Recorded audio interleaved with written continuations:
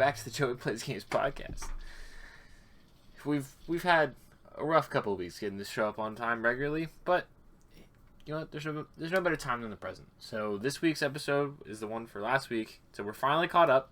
We'll be back to uploading hopefully regularly, but who knows? I've got stuff in the work. But King Shark and I are here to tell you today to enjoy this video. We talk all sorts of the DC news. We get into what the hell is going on over there.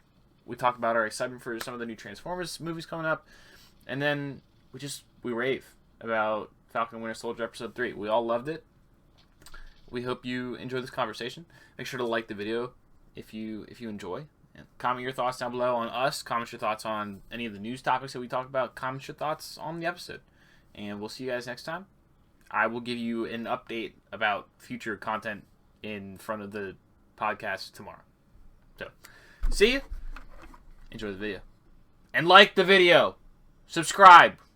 Thank you. Enjoy.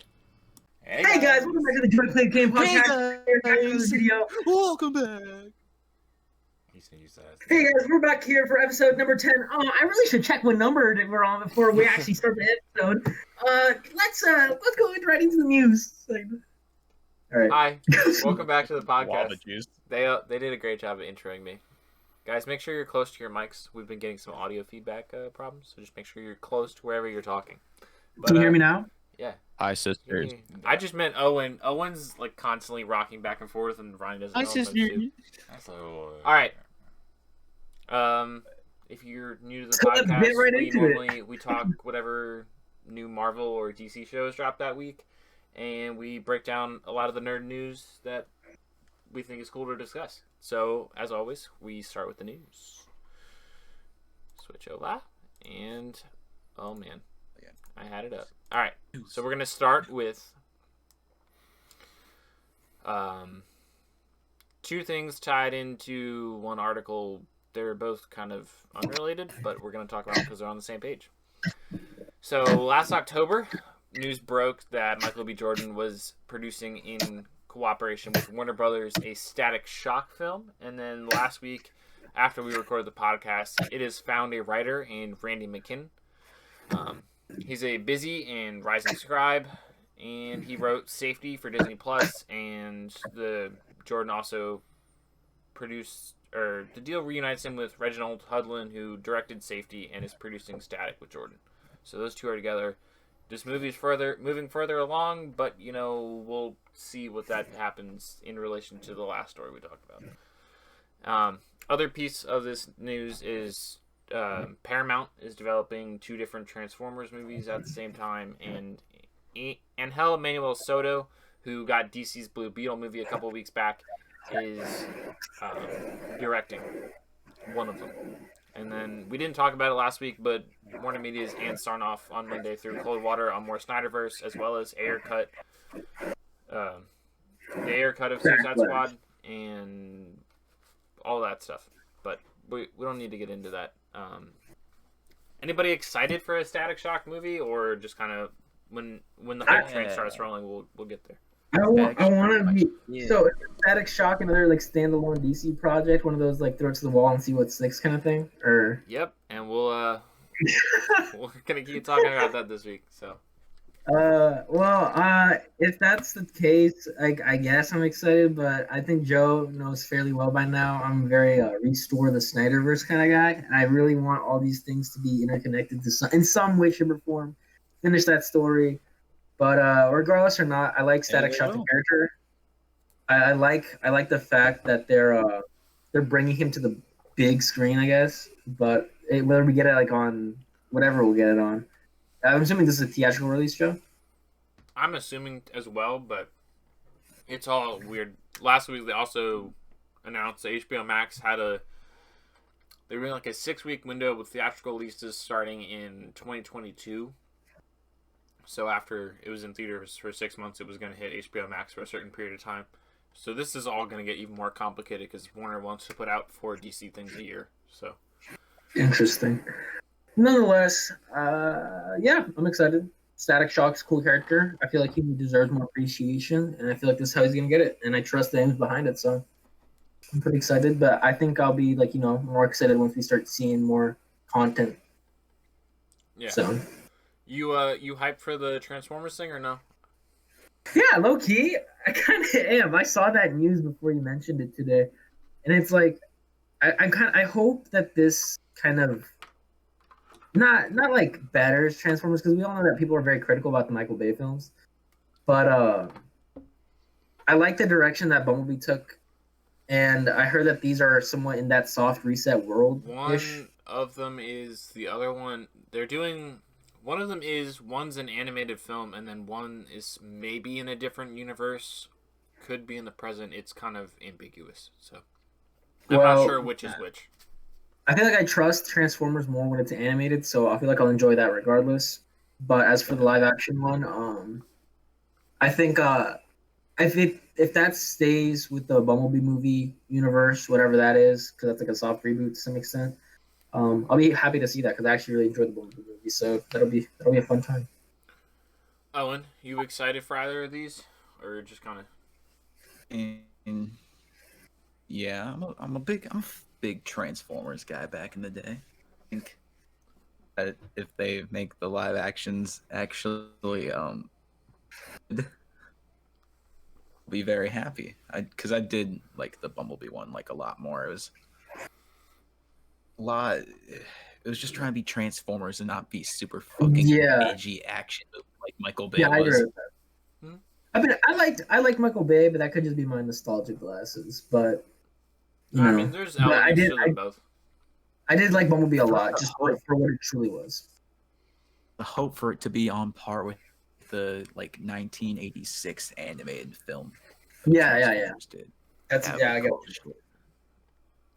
Nick, what say you? Static Shock thing's cool. I don't know if DC really needs to be connecting their stuff at the moment of just produce good things consistently, and I think that'll appease their fan base. And then for Transformers, Transformers is I don't know.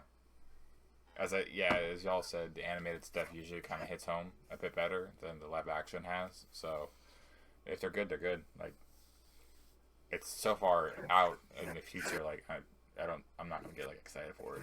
Well, how far out in the future is this, Joe? There's no dates attached. They're just starting to get production. Oh boy! Oh, we're getting this in 2026. Let's go. I would say 24, but Nick, are you gonna buy the game that comes along with it? I didn't know there was a game. All right. Moving on to the next story. Sticking with Transformers for a minute, Anthony Ramos is tapped for the new project. He's starring in The Heights this summer, which is I forget if Lin-Manuel is producing or directing it. I think he's definitely producing. I don't remember if he's directing it. But he will be the lead in the next installment of the Transformers franchise, which is being directed by Creed 2 helmer Stephen Caple Jr. So the other one that we just talked about is Angel Soto. And while plot details are not yet known, testing is currently underway for a female lead to star opposite Ramos. Joby Harold penned the screenplay. They've been looking to kind of rebound after Bay kind of tapped out with 5, and they're trying to move it forward to keep in line with Marvel and DC. Yeah, so he tapped out with 5. Not like he was thrown out with how bad all 5 of them were. Okay. Progressively got worse. Yeah, there's nothing else to the story. This is a casting. I'm excited to see the new movie later this year. Does anybody have anything to say on this? Or we can just keep moving on. Wait, which movie? Which movie? This is the new Transformers. So we just talked about one. This is the other film. So the other film is in the process of casting. So this is one that we'll probably get first. Mm-hmm. Creed 2 directors attached, and up and coming young. I want to say he's Latino, but I'm not. I think. Yeah, he looks like it. His name sounds like it too. Well, In the Heights is also a Latino movie. People working on it. Yeah. He's gonna be the next Sam Witwicky, right? No, I'm just kidding. I hope only Just one use Sam some other Witwicky. character. And that's Shia LaBeouf. it is. All right, let's move on to the next one. I don't want to keep talking about Shia LaBeouf. So we got production Official notice that production on Obi-Wan Kenobi, a special event series coming to Disney Plus, is starting soon. And with this production announcement, we got a cast picture. So Ewan McGregor is reprising his role as Obi-Wan Kenobi. Hayden Christensen is coming back as Anakin Skywalker, which is going to be dope. Moses Ingram, unannounced role. Joel Edgerton is coming back as Uncle Owen. Uncle Ben. Nope, but close. Bonnie Peace. I recognize her face, but I don't because she just looks like Tina Fey. So that's just weird to say. Kumail nope, I can never say his name. Nanjiani. He is looks like he's double dipping a little bit over at Disney. He's starring in Eternals later this year, and he will be coming to our small screens with Obi-Wan Kenobi. Indra Varma, she was in Game of Thrones, right? She looks like the same person who was in love with what's his face? Oberyn. Mm-hmm. Rupert Friend, he was in Shameless. O'Shea Jackson Jr., he was in Godzilla. Yeah, he was in that, but he was in Straight Outta Compton, that's what I was thinking. Sung Kang from the Fast and Furious he's got a role. Simone Kessel and Benny Safdie, director of one of the Safdie brothers who directed Uncut Gems and a couple of other things, has a role. So it was cool to see a casting sheet. A bunch of these people, we have no idea what they're doing, so we can't really get a grip, but it's cool to see. Is anybody super hyped for this? I'm not like mega hyped. It's probably something that I'm like excited for, just because I get to see Hayden Christensen back as Anakin. I feel like Ewan McGregor back as Obi-Wan, so that's really exciting to see. But as far as that like kind of base excitement, I'm just kind of like staying pretty, waiting for it to come out. If we get another hello there meme out of this, then it'll be the best series of all time. All right, Owen's looking forward sounds to it. Cool. He's the I think it's embodiment of Obi-Wan Kenobi. I think they're wrapping up with what they have been doing, which is trying to fill in as much of the holes that they have with the Skywalker saga so far. But I think they also know that they need to focus on other eras of the Star Wars universe, and I think they're like what they have. They're gonna hop around a little bit. Is going to kind of fill in those gaps, and then they'll start to expand and go in different times instead of just staying where we are. Yeah, I'm hyped. I think this was supposed to start April, so we're gonna get a bunch of pictures this month because this starts, Flash starts, Black Adam starts, all sorts of stuff starts. Speaking of Black Adam, I didn't include it in the news, but we got a date of 2023, July 7th. Sounds right in my head. Black Adam? Yeah, Black Adam. Did it get pushed? Wasn't it like 2022? It was supposed to be December 2022, but things got shuffled around. I think. Let me pull it up while I'm talking about it. Wait, so we'll be graduated by the time, or near graduation by the time this movie comes out? No, I'm wrong. I think I'm wrong. Wait, am I wrong? July 29th, 2022. So Yeah, that's what I thought. Okay, but this is them shaping up for doing for a year. They've got Batman. They've got the Batman. This Flash. Oh, I'm forgetting one.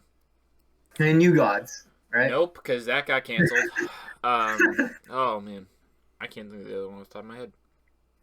Yeah. I want to say it's Shazam, but that got pushed to 2023.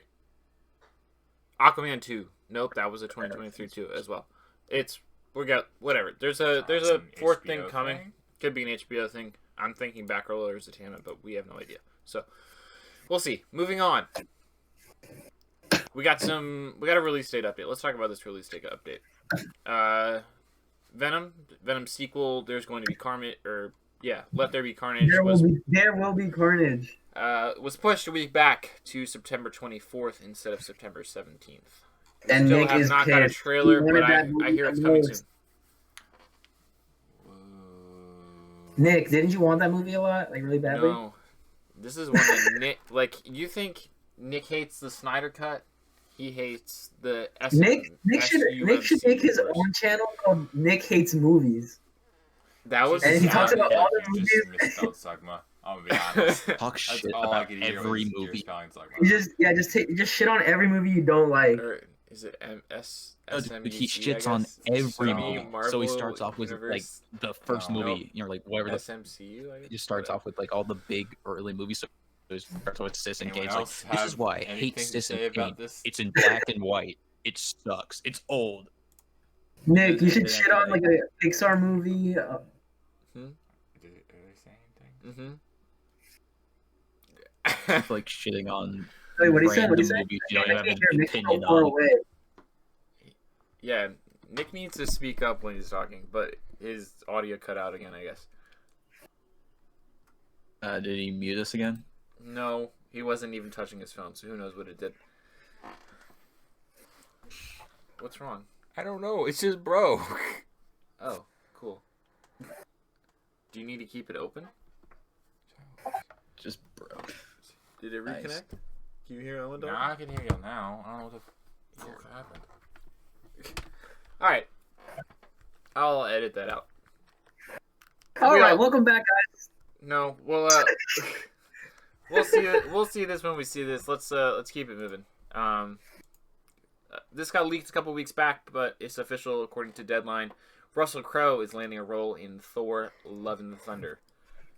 He already shot his part. I believe he was supposed to be playing a pretty small part. The theory is he's going to be in one of those play type scenes that Luke Hemsworth and Matt Damon Oh my ran. God. So he could be Thanos or Surtur or Odin or any of the above. But regardless, I'm excited. Yes, This please. movie's gonna be wacky as hell, and it's just gonna be fun. Isn't he cast to play Jor-El in this movie? No, but that would be fun. Just imagine Jor-El shows up in Thor: Love and Thunder, and it's That'd like, be funny. why are you here? You're not my dad. Wait. What role do you think he's gonna play in one of these play sequences? I don't Probably know. gonna be Odin. I don't Fat think it'll be Thor. Odin. I was thinking Odin too. That's what I first thought when I saw I him. wonder if it's Thanos. That'd be fun. Owen did make a good prediction saying Fat Thor.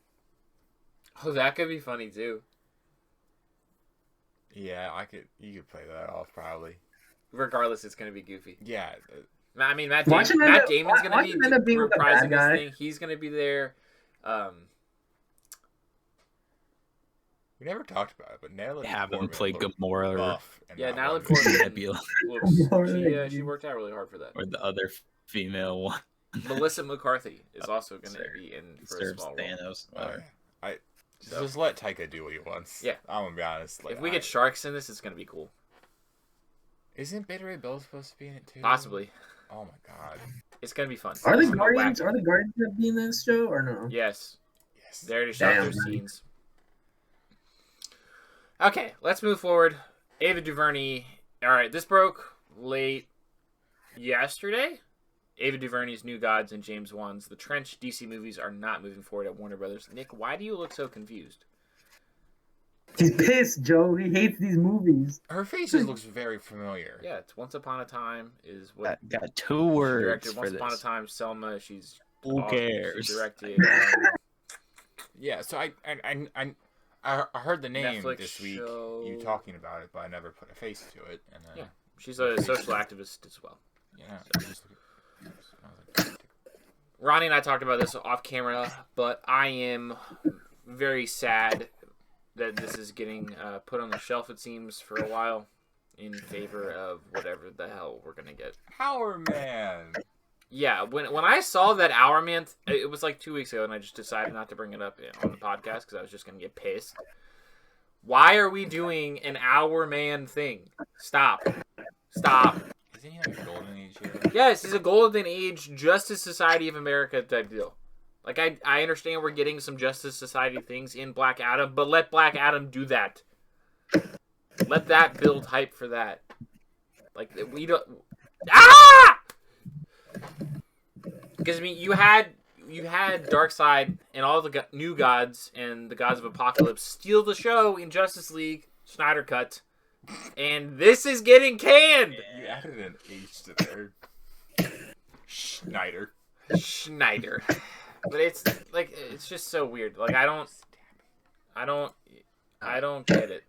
I really don't. Why are get they it. Ronnie, ruining what are you Cinder doing on your comics? desk? Your mic is picking up every little thing. Oh, me? Yeah. I'll play with a magnet. Good lord. I was like, I can hear whatever the hell Ronnie's playing with. If you want It's to keep a, playing with it, just switch to push to talk. It'll be okay.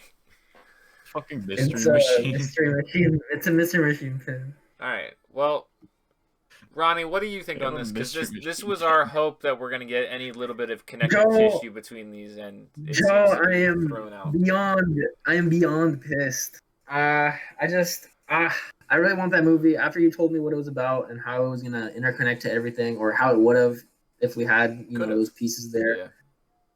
It's just, I hope that some miracle happens and somehow we get put back on the right timeline, and we get all these movies that Nick would have hated but we would have loved, and that would be my dream world.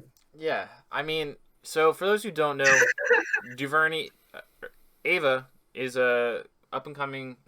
She's an established filmmaker. She's awesome. She tells a lot of black focused stories. So she told Selma, which was Martin Luther King, Once Upon a Time. Also focused on a young black girl protagonist. She is currently doing Naomi for the CW, another DC thing, which is going to be focused on another black protagonist. But she was paired up with Tom King by the powers that be at Disney, and Tom King was the one who wrote the critically acclaimed Mr. Miracle run, which focused on the interconnective tissue between the worlds of the worlds of the New Gods and Apocalypse, which is stories told by Jack Kirby. It's Dark Side and Orion and everything in between. Mr. Miracle and Big Barda are characters that Tom wrote really well. It's one of my favorite comics I've ever read, and I was really looking forward to this, to be able to see those two characters on the big screen. Granny Goodness, you name it. A lot of these characters are really cool and being underused. So, Nick, do you have any thoughts on this?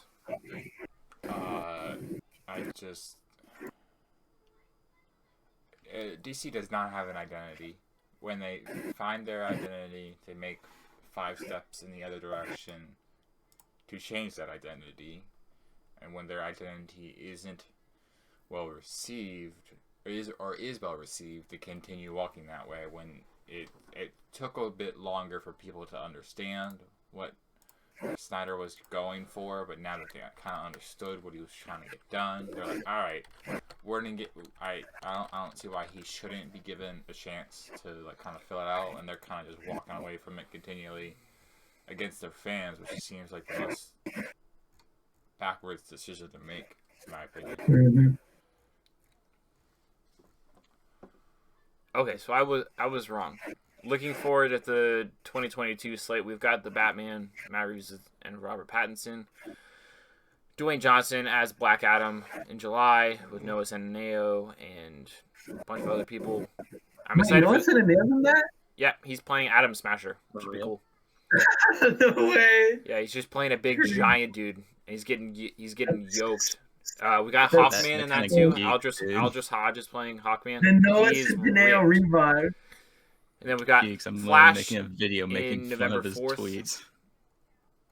And then Aquaman 2, December 16th. Shazam is pushed to 2023. Wonder Woman 3, circa 2023.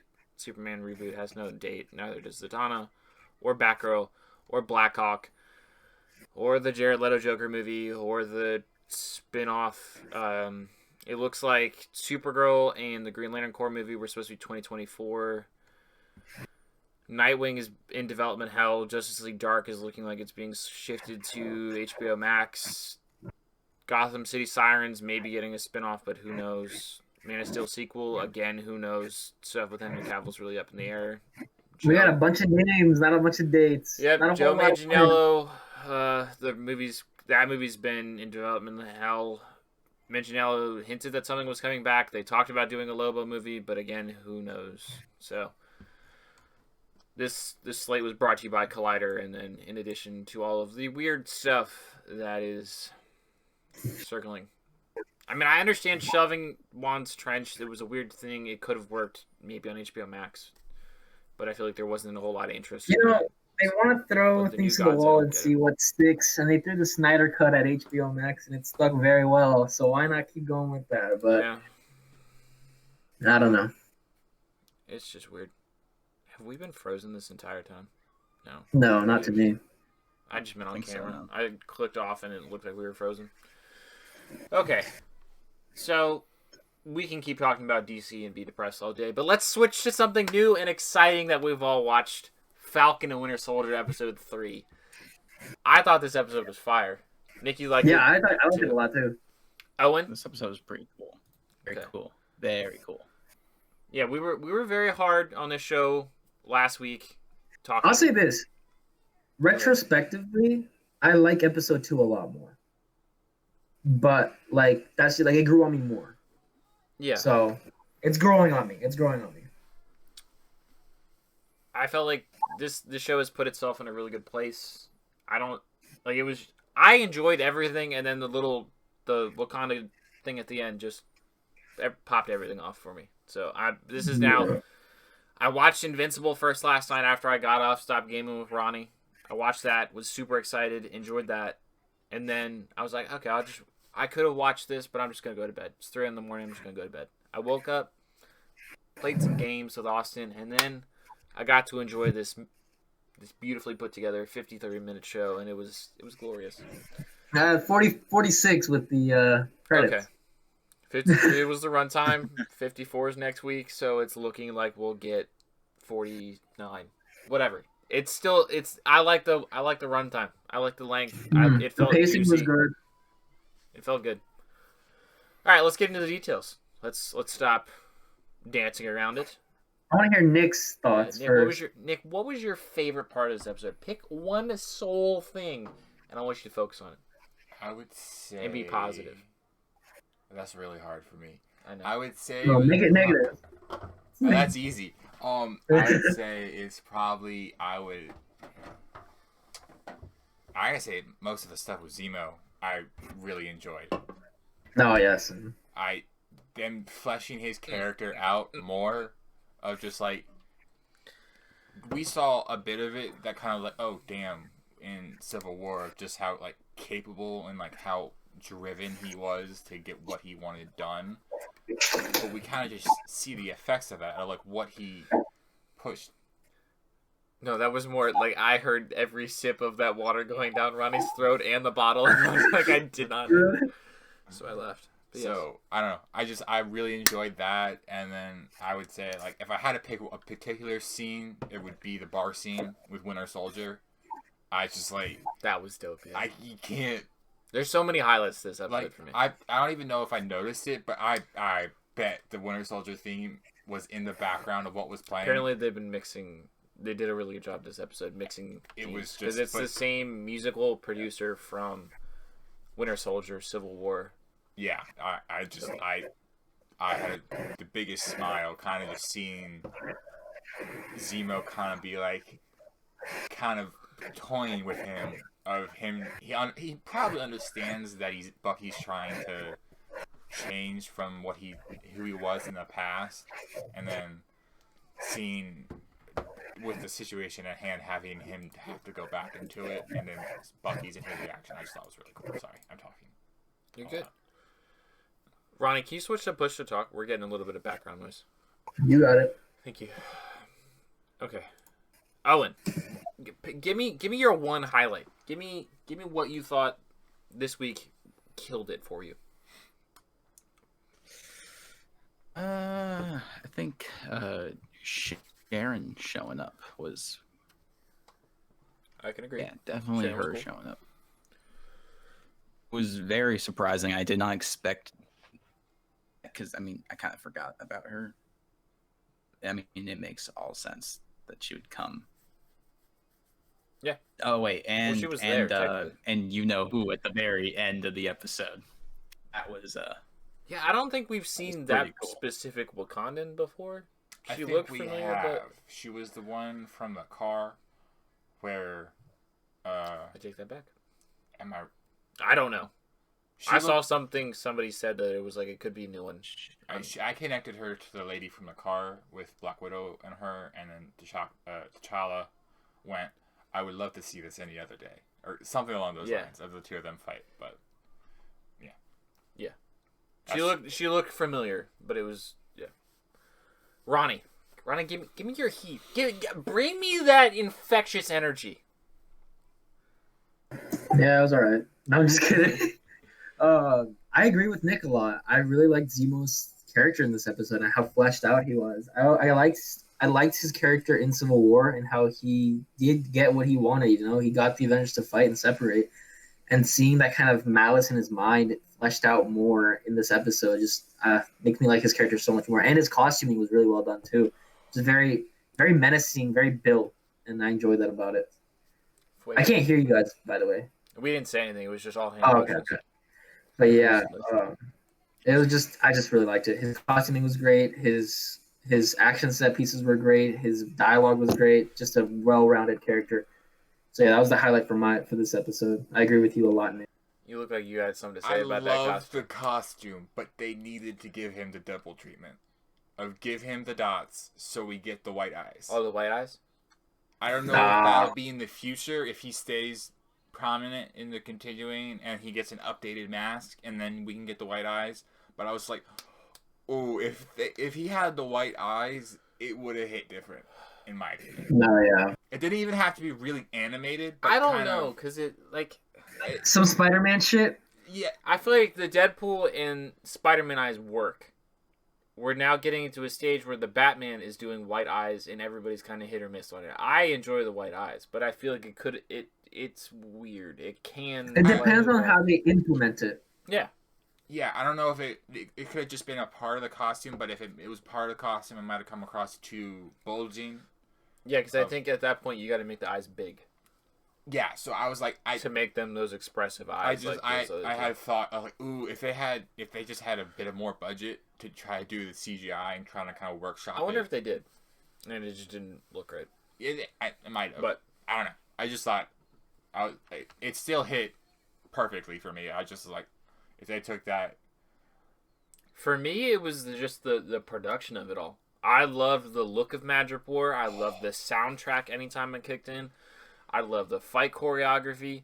It felt this episode just felt great. I feel like we've talked in the last two episodes of this review discussion thing of this show feels like it's a movie being segmented into pieces, and sometimes it works, sometimes it doesn't. I feel like the last two episodes have definitely improved, and I'm looking forward to it. This week was a good end point and a break, and I'm just excited. And I felt a lot of John Wick vibes in the action. It was awesome. The close quarter combat. The writer, not Stahelski, but another writer from it. Yeah. So killed it. I feel like in the same light and how we say that this show feels like a movie cut into pieces. I mean, we are getting around to the middle, so obviously the scales are gonna rank up a little bit. So I feel like that's part of it. But man, when they do rank up, it does feel good. Yeah, it feels almost like, with WandaVision, we got that episode 4. 4 was like that whole thing. I feel like 4 was almost last week, and now we're getting to like 7 territory, and we still have 3 more episodes to go. Because we've already seen, I saw like a statistic. Granted, it was a Twitter statistic, so who cares? But we've seen 95% of what was in the trailer, and we still have 3 more episodes, and most of those episodes are like 50 minutes to an hour long length. So we've got a lot of stuff. We have no idea what's coming from promotional material, and just the story of things they're setting up. I'm super excited for. Yeah. So, go ahead. Wait, go ahead. Oh. Joe, you're too kind. You.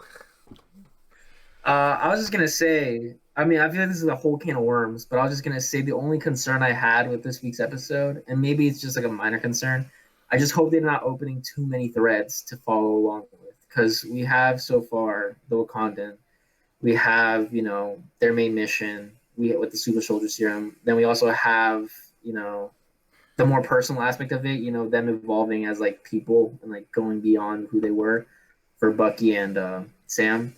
And then we also have U.S. Agent / New Captain America and Hoskins, that going on. Hopefully I'm just hoping they tie it all back together, and I hope we do get to go back to those characters we saw at the beginning of the series and don't just forget about them like we said that could happen. So I feel like you're right there, because there's a lot. It's jumbling on a lot of things, but I feel like next week is the episode that kind of ties it all together in some ways, where it's like we left this cliffhanger with the Wakandan secret agent or whatever we want to call her, and then you can tell Agents kind of on their trail. Flag Smashers are doing their Flag Smasher thing. This episode for me established Flag Smashers as a villain, though, once they blow up that thing. Even though the GRC is kind of like ambiguous as it could be a bad thing, it was like, okay, they blew up this building of innocent Carly people. as a villain. I guess. I'm still not fully set on them as a villain. Kind of like, yeah, they're a villain. Like, they're bad. They're bad. Yeah, like they killed.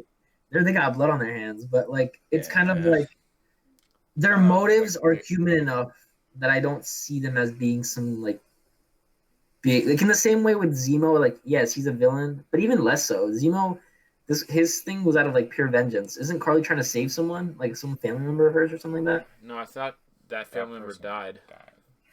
Wasn't No, that the person that was laid up? Mm-hmm. Yeah, but I wasn't sure. I mean, because it was almost like for me that cause was so sympathetic that it was like they're fighting, but they're fighting more because they don't know who it is. And I like this. I like that they're playing with these things, and They're playing. I feel like it's almost like when I heard like I listened to a podcast this week where Robert Kirkman, from writer of Invincible, Walking Dead, was on, and he was talking about how he does writing, and it's like you want to get to this point, so you get good people, or you get the bad people to do a good thing to make you feel connected to them, and then later when they do a bad thing, you feel conflicted about caring about them. So I feel like that's what that was, and I really enjoyed just the playing of it. So let's talk about Madripoor. Madripoor was like I think Madripoor is one of the highlights of this episode. Yeah, as a concept was really cool. Oh, and do you got any thoughts? Because I know you and I are like big fans of lore building like this. wait, what was the Madripoor part? Madripoor is like that the city. So it's the built on an old pirate town. No laws. That was okay. That was that city. Mhm. Oh, okay. That was pretty cool, actually. I didn't remember the name for it. It's Like, supposed if to they be a said big it. thing in the comics, but I No, it sounds pretty fucking cool. Kind of like I had a thing and then I just forgot. Either way, it's like Impel Down, but that's One Piece, and none of you guys would understand that. Yeah, no. Nick, you and I were scheming Yeah, our own I Madripoor think- spin-off show. What did you think? I think Madripoor was definitely really a cool concept, and I just think there's so much. It highlights how there's like so much we haven't seen in the world of the Marvel Cinematic Universe, and it's believable. Like, we go to a place we haven't seen before, or if we have, it was very underhanded that we were there, and then it's like once we're there and it's established, we're like, okay, this doesn't feel like it shouldn't be there. Mm-hmm. So then when we get to a Submariner and there's the Atlanteans, in Atlantis, yeah. or if there's the mutants, it's like it kind of just Gets you more hype for it that. increases my trust in the people at Marvel, because it's like pull it off. even though it's just a city, that's kind of it. I don't know. It's big. It felt substantial enough that it felt real. I don't know. I can't phrase how I'm. The biggest connection I have to that is like in John Wick, when you see them walk into the Continental, it establishes this concrete thing that feels like it could exist in the real world, and then you get to explore the whole things that it entails, because it remind like the bar scene and her office was like, yeah, this is just a Continental, but like it's even more underground. Like the Continental is the classy version of this, and it was like, this is cool. and I like that it's built on an old pirate, like it's like a pirate hideout colony thing. I was like, that reminded me of Assassin's Creed 4, and I was like, this is just cool. I like the concept. I want to see more. You and I were talking spin-offs of when we eventually get a Jimmy Woo led series that he and his agents of Atlas get to go take down somebody at the power broker or whoever at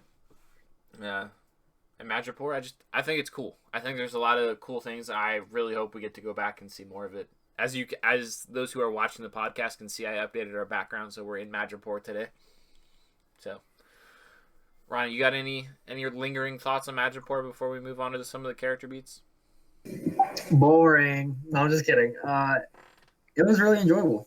Like you said, they did a good job making it feel natural. And like Nick said, I feel like that gives me hope that they're gonna make whatever we're yet to experience in this world feel like it's been there all along, just behind our noses, you know? So yeah, I liked it. I'm very excited to see if we can ever go back to this place and how they would do that. But yeah, not much to add, just besides the fact that I agree. So let's move on to some more of the character beats.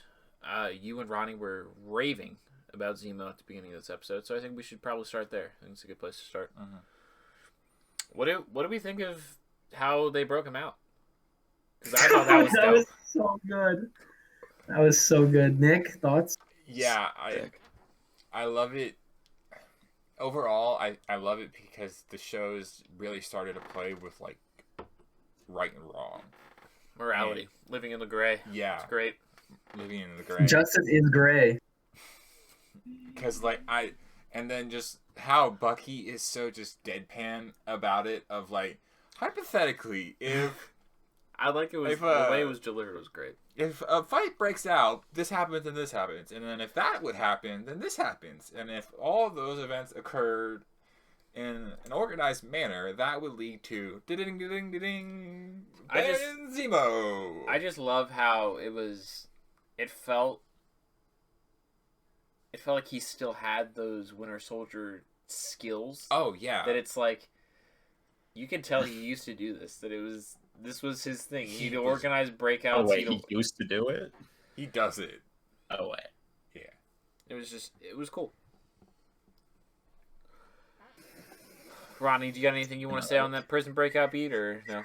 No, it's just really good. I just really think it's one of the highlights of the series so far, and it's what good storytelling and good writing can accomplish, and I feel like they did a good job of executing that. I don't know. I like the whole... I'm a big fan of when they have that whole, like, oh, we see, like, what if this blah, blah, blah happened? Like, we've seen that trope a billion times, like, shows and movies and stuff, but seeing it here and the way they did it, I feel like it was really well executed, and so, yeah, one of my favorite scenes so far in the show. Cool. I think... What do we think that Zemo is still a Baron? That he's still got loads of cash just sitting away in those cool cars? I'm like, yes! I love it too, because it's like in the Civil War, really it wasn't... cool. It was probably mentioned, but it wasn't focused on. And then now... No, it's just he was just a spec ops. Yeah, he was but part of it just feels... It doesn't feel out of place. No, it felt great. It felt like a bad guy Bruce Wayne. I was like, yes, this is cool. Yeah, exactly. I like. The He has a Butler, I lot felt more like he was about to flair. fall over, though. Oh, yeah. He has a lot more flair in this than he did in Civil War. Like Civil War, he had a little bit. He's And I like techno-dancing. that. It's great. I like that flair. When he's talking to his waiter, he's like, "Oh, you know, if it doesn't pass the smell test, give it to those guys." And we do that shit a little laugh. Give it to the dogs. It was really good. And I don't know. It's rounding him out, and I really appreciate that because Zemo is one of the cooler characters in the comics in the Captain America background. That I'm like, I'm glad number one they didn't kill him off in Civil War, and I'm glad number two that he's back for this weird amalgamation of super soldiers. That I'm like, let's go, let's get Feels it. like another Loki. They have Loki stick around and build his character more, and I like that they're doing that with Zemo. This could be a Phase 3 Loki type deal. Nope. Yeah, maybe. Thoughts, Owen? No, that was I like their whole dynamic they had. Especially with when they're talking about the gay scene, that was pretty funny. They just have they were pretty unique dynamic. Because like all three of them kind of don't like each other. Yeah. Like working together, But that kind of thing. It feels Like in like school when you get stuck in a group with like people that you hate, Mm-hmm. Kinda. make But like small it's talk, so like you're just if like you- saying Sorry, I'm interrupted. random shit, and you start having a conversation about like dumb thing you all happen to see. Yeah. It It feels feels like if all of them took like 3 steps back and were just different people, and then took 3 steps forward, they would be best friends. That'd be yeah. Like if they were like, if situations were different, if they met on different like occurrences, They all met at the same time and they were all from the same era. It was they could be best buddies. they would be friends, That'd be cool. in my opinion. Yeah, if Zemo didn't put Falcon in prison and made Winter Soldier go on the runaway, Yeah. they could have been friends. He'd drop his entire country and destroy it and let it be exhumed by other countries. Would you think that Latvia is a piece of that? Where they stole the I things didn't from? hear that, but that's At least dope. that's what I took it from. That's it was- probably what it is. I saw Latvia there, but I didn't really. I I didn't process it. That's It was dope. it was from the dialogue when Zemo was talking about being back home or being back in Latvia. It sounded like Latvia was one of the places from Sokovia that when it dropped. Wait, was that where they were in the end? I think so. I did. Yeah, I- that's where they were at the end. It was just European country name, and I'm think- admittedly just zoned out. Yeah, I'm gonna Google this real quick. Just keep somebody. lead So discussion. I think, do we want to cover? I think we should probably cover the undercover stuff and the people. We should cover the biggest thing in the episode, which is the USA agent guy looking for Bucky and Sam. No, I'm just kidding. That was a Yeah. very small. That was a very small little tidbit right there. But I like that they're hot on their trail. It feels like a cat and mouse kind of thing going on. I like how it's like technically they're in the right, but they feel like they're in the wrong. Like those people held international criminals, but when we see them, we don't feel like they're the bad guys. So then when they take them away, we're like, damn, y'all are just being kind of assholes. But they're like, they're technically in the right, but it feels like they're in the wrong. Does that make sense, or am I just Kind of. I feel like I'm losing on you when you say they. Who are we talking about? the people who held the Flag Smashers, and then The GRC. Oh, those guys. Yeah. I thought You that know what you're talking about? no, like the people who housed them in episode 2 when Oh, so the community that when the fake they're cap- supporters. They're fake supporters. they're supporters when they were being imprisoned, captured. It felt like we were seeing a bad guy do that, but they're in the right because like they held international terror. Those people let international terrorists stay there. So I don't know. Again, Can you help me, please? I get what you're talking Words are about. not working. I feel like it's playing with that whole idea of morality in the show. Like, who do we see as good or bad? What do we qualify as good or bad based on like character and also just intention? I feel like it's a big part of it too. So I feel like that was really interesting. I think it looks like I was wrong on the Latvia thing. I thought I was right, but I was wrong. I did look up though. Ao, you are right. It's the same. I was gonna say Wakandan character AO. She's from Civil War. She was in Black Panther and Infinity War. Can I stop punching myself, please? I've caused myself enough self-harm the last 2 days. Okay. She was also in the Black Panther movie though. That's Yeah, what but she wasn't the I just said that. main. She wasn't Okoye or Nakia. Yeah, she Nakia. wasn't Yeah, the she's- main guard. She wasn't No, the main she's character. part of the under. She's like a fairly like recurring. She was there. Yeah, she's been in everything that Wakanda's been in. She's been Yeah, exactly. Pretty much. It's not like she's not a small time Wakandan character. No, yeah. Well, that's why I'm glad the other Wakandan characters have gotten a little bit of their spotlight. She gets to kind of go full on and be a this will let badass her in this. That it's like Continue we got that. Sharon Carter last week or this This week. week, and now we get Her next week. her Probably. next week. Maybe we'll get Hopefully Mbaku she next sticks time. around. We'll see. Okay, so I was wrong about the Latvia thing, but whatever. We can move forward. What do we think about the whole sequence starting into Madripoor, where it's changing the costumes, The Laughing Falcons, Tiger. Falcons thing. in the Laughing Tiger and the snake and the fight scene and whoever that character was and mentions of the power broker. No, that was pretty cool. I really like that scene. The action was like very different from other things we've seen within the Chaz. Ronnie.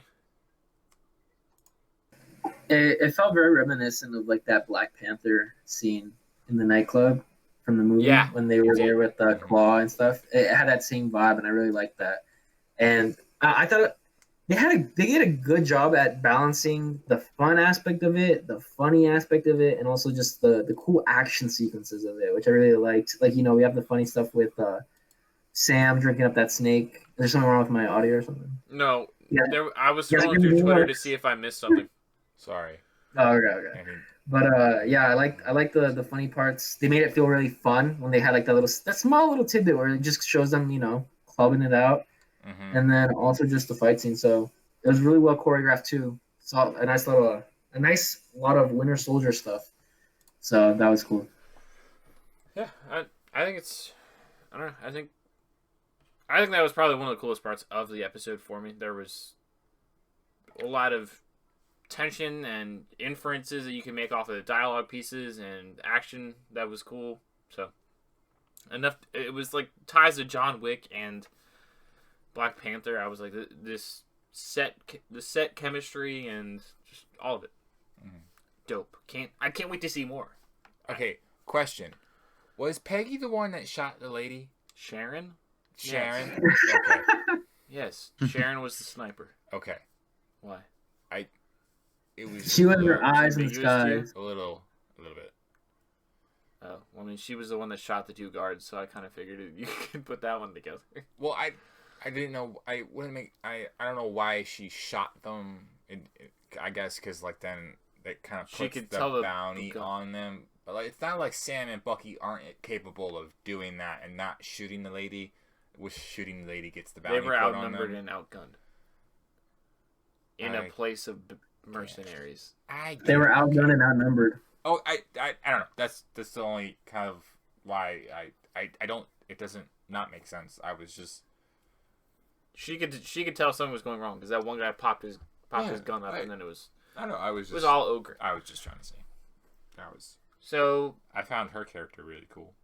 Yeah, Owen mentioned earlier that we liked the return of Sharon Carter and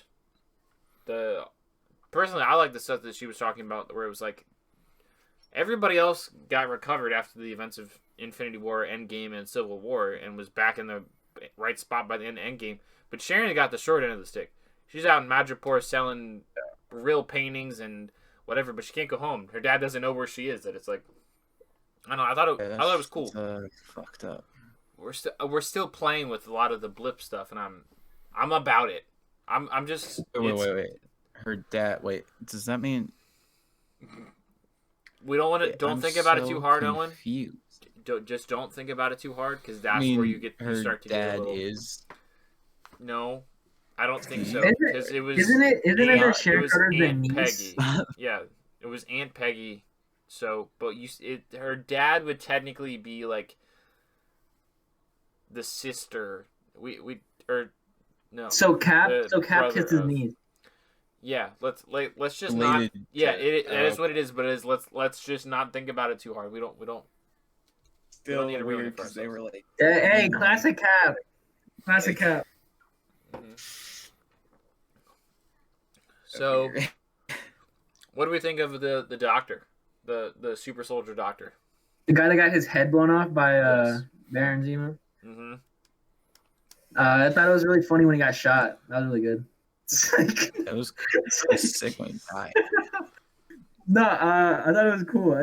I liked the idea of he was on the brink of getting these guys that super soldier serum, and then he just went away. And I like how they played with that. I feel like seeing them use the blip / snap as kind of this plot device to explain a lot of things in the background. While you could see it's like, oh, it's a plot device. It makes sense, they set it up. it affected the world in a great way. It's So world building. It's what it is. Yeah. It's making these events that happen in these movies matter. That it's It will be world building though. yeah, indeed. and they get to rip the benefits of this, unlike DC, who started it and then it got pulled out from underneath them. But we're not here to talk about them. So, I guess the last thing to talk about is kind of that big fight scene at the end, and then we can talk about what we think AO is going to be doing next week. But otherwise, I think we should wrap it up. Let's not go as long as we did last time. The fight scene, by that do you mean we're talking about Sharon Carter? Yeah, the dock fight scene with all the shipping crates and blowing stuff up and cover and Zemo blowing shit up, and it was just being badass. That was sick. Yeah. 2 words. Very cool. Very cool. Son, are you winning? Yes, Dad, I am winning. I really liked how they played Zemo in that scene. Like, holy. I the thought way he was just did going that- to turn and run, and then he Yeah, same. stuck around and just started shooting stuck people. around I'm like, and cool. shit on everyone. I was like, he put the mask on, did not go back. I was like, wow, that is so good. And then he got that cool part too at the very end for funsies, I guess. I don't know. He pulled it out of his ass, but I mean, he found it in a crate. But like, what are the odds of that? And the keys. So Well, Yeah, onto it's that. a illegal like a dependent illegal country. Like it makes sense that they're shipping. Yeah, all but sorts of who left the keys with the car? I don't- Exactly. I don't know. I'm Well, just- you've never seen you when you don't race think- for slips, the keys are always up here. You just gotta tap the thing You don't down and think use the keys. he knows how to hotwire a car? I suppose He would never do that to that beautiful car. I'm just saying. The keys were in the car. That's all we gotta I'm know. saying. Come on, guys. Call We're back. watching a movie. We're watching a TV show. Stop I looking like- for I like- logic. I like the callback. I don't know if it was a callback or maybe I'm just slipping my mind, but the callback when Sam is getting the back of the car and he's like, Oh, "Oh, yes. yeah, You're not gonna move your seat, are you? Nope. nope." I don't know. But yeah, that we are fight all scene was really enjoying good. this. Zemo stole the show for that. So, I don't really want to. I really hate theorying this, to be honest. I'm just more enjoying experiencing as it happens. So, I really don't want to talk about AO. And if you guys I think do, I will Doctor just Strange is going to come out. And Mephisto. Yep. Reed Richards, Deadpool. Yeah, I'm just expecting them all to show up next week. I think it might just kind of be. I feel like she'll tag along. But Yeah, it's and I like, think that's it what might is. just be something we see of like. She's going to tag along to make sure Zemo ends up back in his hole. Yeah, but also I think she'll definitely play a role with Sam, of him kind of finding his identity, and then maybe like where they go Could after be the show. similar to where like the role Wakanda did with making Bucky. Yeah, so I Cool think again. it might just, and maybe after this. What if show, he gets? What if he gets a name? What if it's White Wolf and I want to say just Black. Wolf? I was gonna say Black Wolf, but then I I'm was like, gonna say no. Black Falcon, but I was like, that's already been a joke. Yeah. Oh, That would be kinda funny, though. That'd be a good that callback, might come though. back up. That'd be funny. Yeah. But I I don't think know. That'd be I cool. think she might just be something that leads the characters after the show is done. Like kind of separates them of like Bucky still needs maybe something's unresolved of like with Bucky and his personal thing. So he. I feel like we're still gonna get somebody. One of these two are gonna end up with the shield at this point. Mhm. They're still so pissed about the shield. Oh, and- Sam wants to melt it, and Bucky wants to take it. I feel like I really hope they give Sam the shield and let him keep it because I feel like this whole journey is him learning what that shield means to others and him being brave enough to take up on that mantle. And if they just give it to Bucky, I feel like it's gonna take.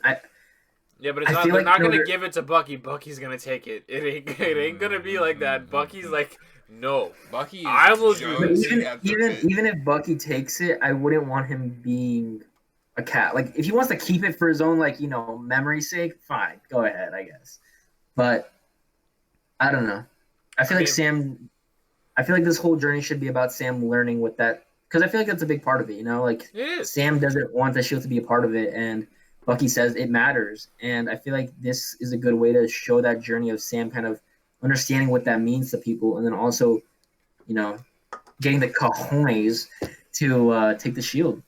And so But I mean, it's also about that he is a black superhero, and putting that is a lot of responsibility. So And it's not his job to take it either. So it's just if he wants to live up to that legacy and what Steve wanted. So and he That's doesn't true. have That's to. true.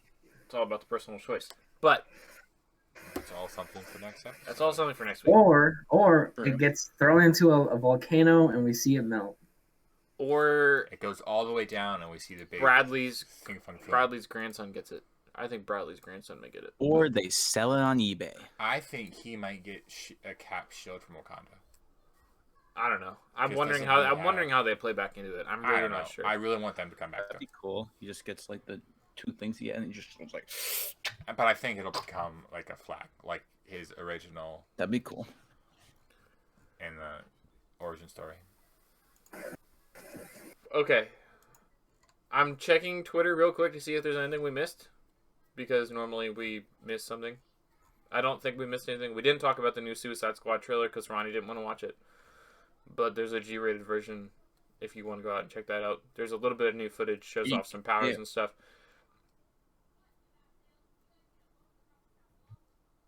No, that's a writer. Okay. Her comic. She got it. Yeah, it's a her comic. was. That's what I'm saying. It's a comic thing. I don't see anything big. Let me scroll through this real quick. It's looking like we may get a Shang-Chi trailer, but I'm not sure. Maybe for the Super Bowl? Who knows? Yeah, definitely, 100%. Okay, Oh, yeah. so I think we're all Gucci. I'm really gonna try to get all 3 of these episodes that we have in the tank out this weekend. So, the one before this that you guys will have hopefully watched before this, which will be episode 2. This is episode 3, and then Snyder Cut.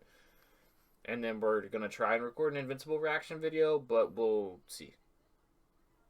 I may just do that myself on Monday. I don't know. We'll see. Thank you guys for tuning in. Like the video.